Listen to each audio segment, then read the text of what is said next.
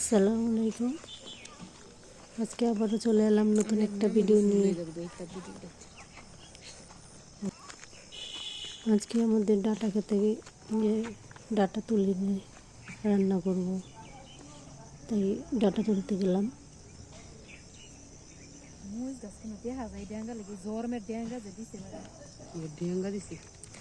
একটা মরিচ গাছও দেখা যায় না, এই যে মরিচ গাছ হাই রকম সব সার খাইলাই।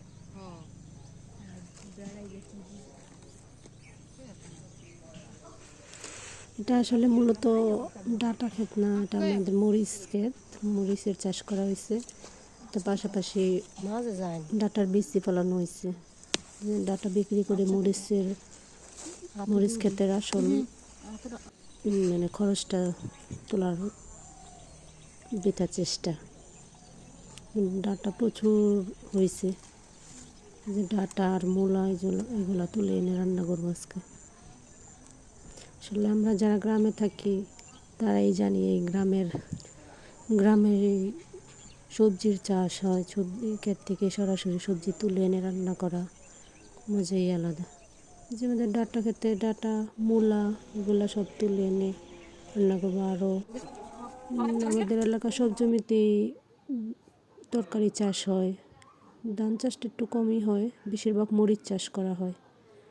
এই জন্য ডাটা আর মূলা নিয়ে আসলাম। মূলার শাক আমার খুব পছন্দ, তাই মূলার শাক নিয়ে নিলাম।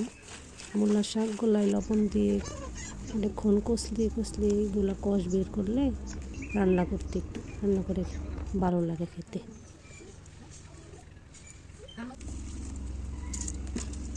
তারপর কাটা বাছা ঝামেলা শেষ করে রান্না বসায় দিলাম।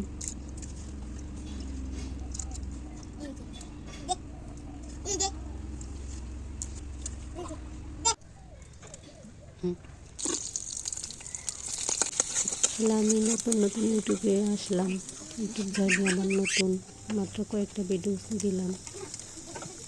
আশা করি সবাই আমার পাশে থাকবেন, চ্যানেলটা সাবস্ক্রাইব করবেন, ভিডিওগুলো দেখবেন, লাইক কমেন্ট করবেন।